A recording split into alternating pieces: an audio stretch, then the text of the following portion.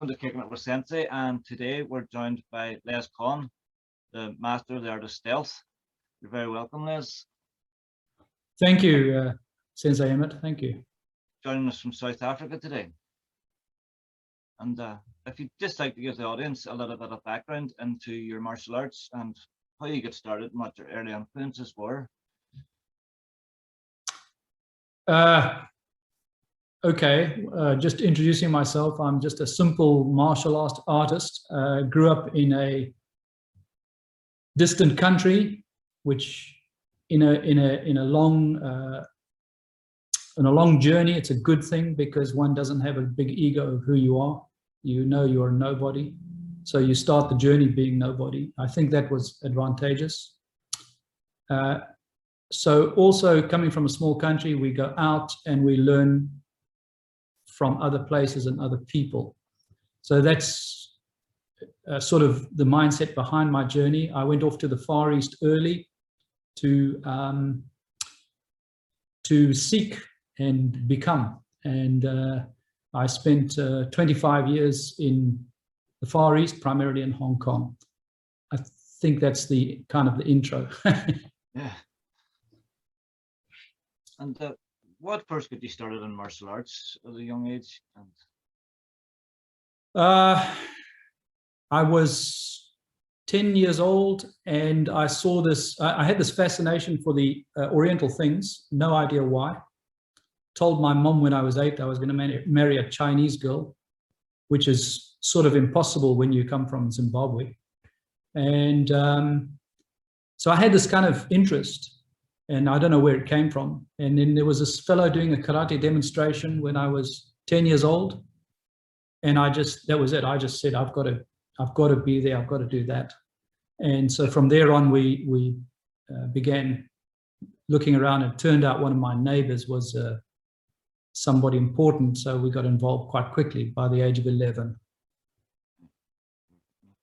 And what would have been your first martial art? Did you start in karate, or was it more of the Chinese martial arts, kung fu? So I did two things. I did Chinese martial arts and Japanese together. I was just greedy.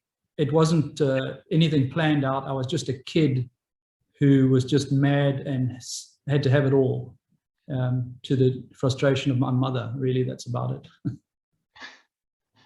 That's it.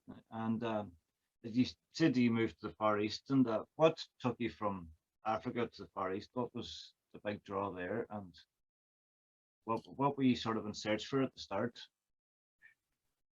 So somehow along the way, I was I found the method of getting information was oppressive. So very keen to learn, very keen to be involved, but especially with the karate, you can't get information.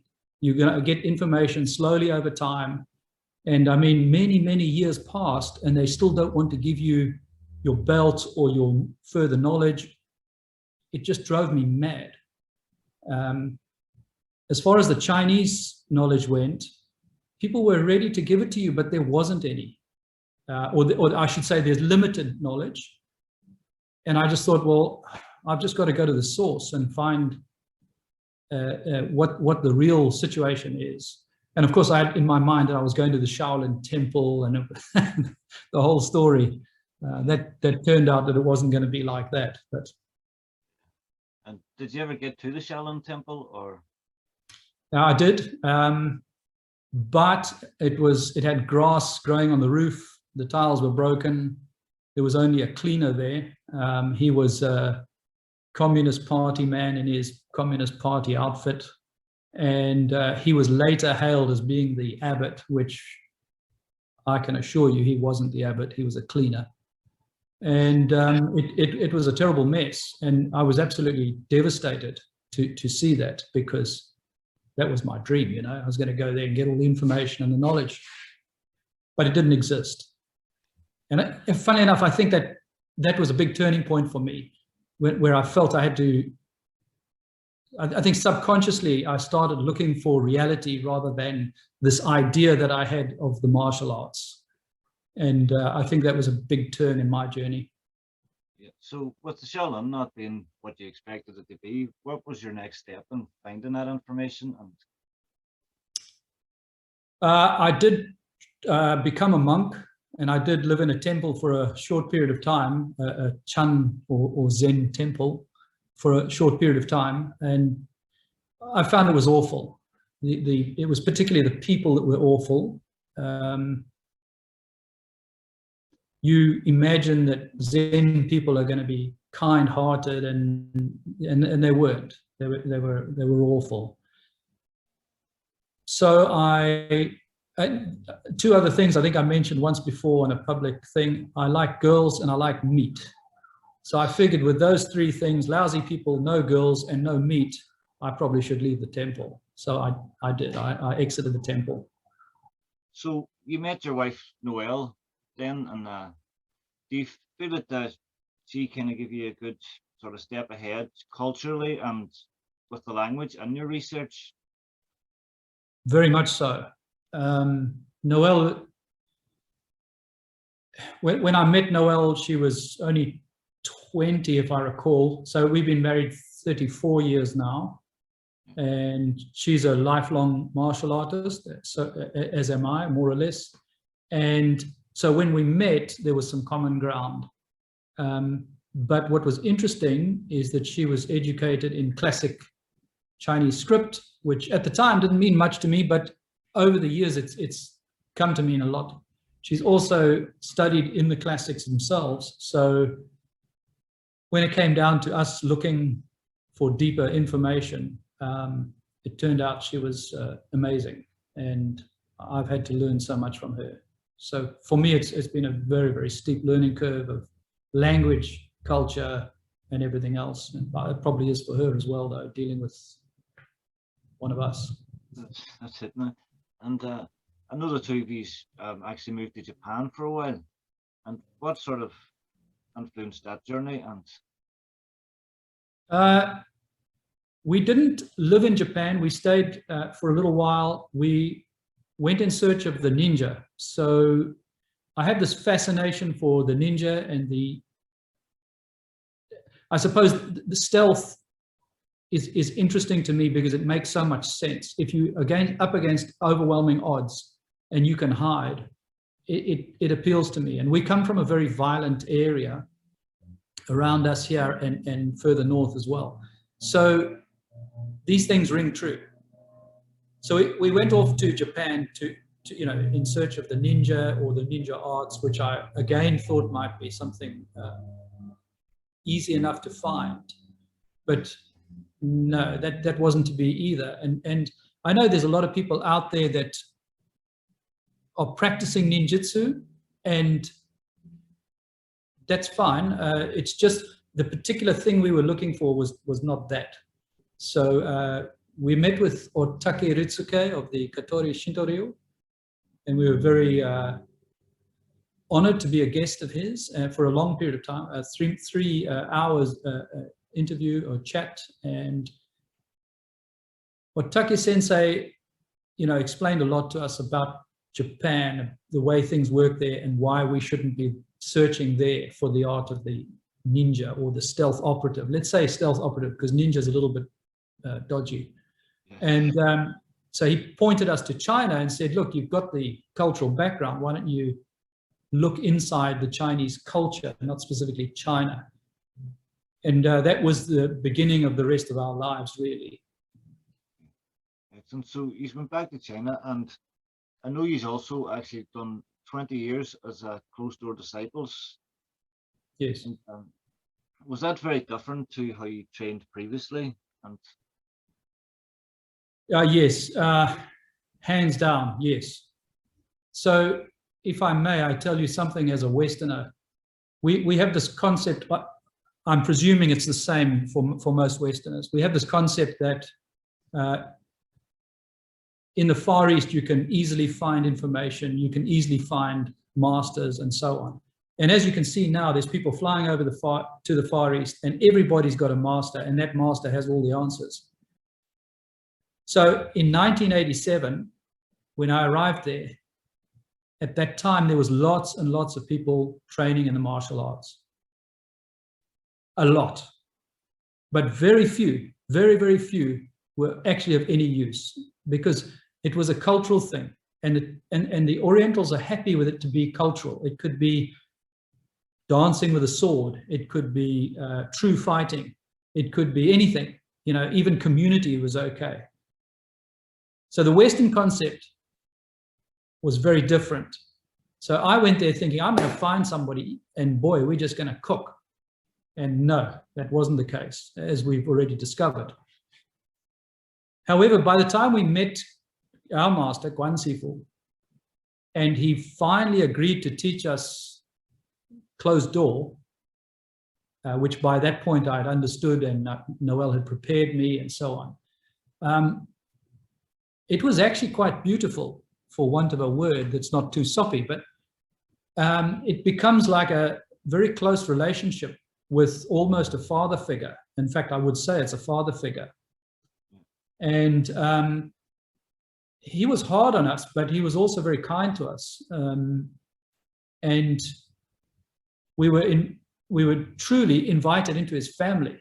But I have to tell you that the barrier getting in there was not easy, especially as a white boy.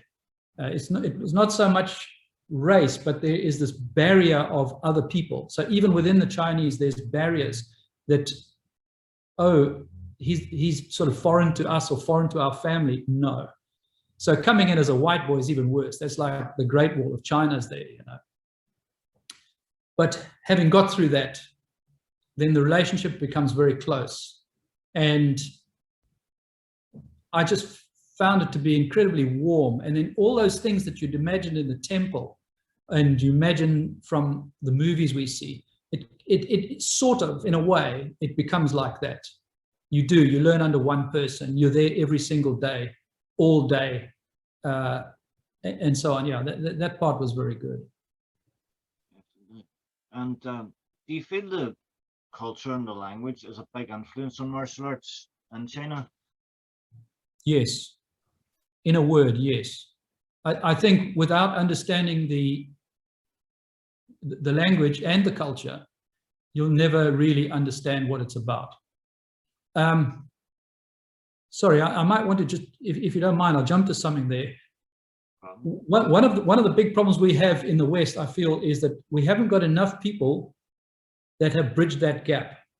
So it's not to say you can't transfer the true martial arts from Asia to the West. You can, but there's not enough people who have actually put themselves into that position to become the bridge. So we've taken snippets because we're very dedicated as Westerners. I think we're very interested in the martial arts, but we're only getting bits and pieces from people. And then when we assemble it, it's all wrong. And I think we've ended up with quite a mess, actually. So yes, I do think that the language and culture is the beginning and end of it. Excellent. And do you think the environment plays a big part in martial arts throughout the world as well? Can you expand the environment, meaning violence or? Well, violence, and I know in other parts of the world now the martial arts have kind of developed around the surroundings. Like for instance, I know Rua in Hawaii, you know, a big historical martial art, but it's been very influenced by the sea, and because they're very seafaring people. Do you think in most countries their martial arts has been developed a lot through the environment? Yes, I do. In fact, interestingly, through our historical research. So again, let me jump here. So we like to learn things from the hidden arts, the arts of stealth. But what had become of great interest to us was to then look at the history books and say, now, can we match this up? Can we actually put this together? And we found in the end exactly what you're saying, that the environment had created and developed every single part of it. I mean, right down to the last little detail. And that has been very interesting to look at, because the same came to mind. Well, what happens if you grew up in Egypt? Would it be different? And I would think it would be, yes. Excellent. And you've moved back to South Africa and you've opened a school there now. And do you feel it's very different teaching now than it was when you were doing closed door disciple? And do you think you've opened that system up a bit to the public, really? Yes, we have. So when Guan Sifu was still alive, we said to him, we didn't want such interesting stuff to die. What could we do? So we had a sort of a changeover of the baton, like running a relay, where he and us discussed what would come next. And in that, we went off to Japan and we studied the Japanese grading system, because the Chinese system hasn't really evolved since about 1912. And speaking as a historian. And so it's come into the modern world, and really Chinese martial arts is fumbling around and it's done itself harm. What we did, off to Japan, and we said to them, how do you operate your grading system and why? And they were extremely forthcoming and welcoming to us. And so we studied that and implemented it in our newfound thing that was about 30 odd years ago. So we started 4 schools in the Far East, and we closed those when we came to Africa. That was simply because we wanted a new life. The life in the Far East is just too many people. Do we find it different? Yes, it's extremely different. Teaching non-Oriental people, extremely different. It was a whole new learning process for us. We found that the cultural nuances had a lot to do with how you transmit information, or even if transmission was even possible. So we had to invent and reinvent along the way. I hope that's kind of answering your question. I know a lot of schools have been hit very hard by the pandemic over the past year, and technology's kind of played a big part in kind of keeping some sort of normality about it. But do you think technology is going to play a big part in the future of martial arts, and do you think it's important to embrace that and kind of use it sort of to complement in-person training? I would like to think yes, because if I think the other way, I start to get worried that it will die. Because if everything is going online and everything is finding a way, then martial arts has to as well. But the same as what I said about the bridge, my ideas of the bridge in the Far East, that some people have to become the bridge of the culture. I think we're going to have the same with the technology. In fact, we're trying it at the moment. We're trying to teach online, and it's extremely difficult. And the funny thing is, it's not the technology, it's the way people are reacting to it. In theory, there's no reason why I'm looking at you now, you're looking at me, and we can tell what's going on. So it shouldn't be any different. But what we find is that people don't want to send us, for example, we say, here, try this, and they don't want to send the video back because they're embarrassed. And I don't know why, because if they were here in the school, they wouldn't be embarrassed. So these are the things that I think we need to get over. And if we can, then I do think technology can work. In fact, funnily enough, I found 1 or 2 people that are better students using technology than not technology. And the reason I think that is because they've only got this little screen and they've got to focus on that 100%, which is different to when they're in the school and they're looking around to see what's going on. But I don't know, the jury's out. One of the things that I found over the past year, and especially doing this podcast, is how so many people now are getting a lot more into the philosophy and the history, and because technology is so open to them, and the fact that they can't train in person in a lot of places, they're just grabbing for information where they can get it, and it's really opening up the philosophy and the history of martial arts, so people are getting a deeper understanding of their systems and things like that now. But hopefully that will carry on into the future as well. And I think that would be lovely. Yes. Yeah. No, it's going beyond the aesthetic of martial arts, really, and going into the depth of it, and it's a great thing to see. I think where you live, and in the UK as a whole, there's always been a fantastic tradition of martial arts, as far as I know from my connection there. You guys have got a very rich culture and history in the UK, starting from about 1900s or maybe even before, if I stand to be corrected. So it wouldn't surprise me. I always respect your martial artists. Thanks, Nick. Thanks, Nick. And finally, Les, how can people find you online and get more information about yourself and Noelle and the Forgotten Sword School? Just forgottensword.com. Talk to us if you want to. I don't really know. But know this before anybody comes. We're still experimenting with what we should or shouldn't put out there. So we don't mean to be closed off or too open. We just don't know. And any interaction from others would help a lot. So forgottensword.com, yeah. Yeah, I'll put a link in the description here as well for that. And thank you very much, Les. It was a pleasure speaking with you today. Thank you, Sensei Emmett. It's been an honor. Thank you very much.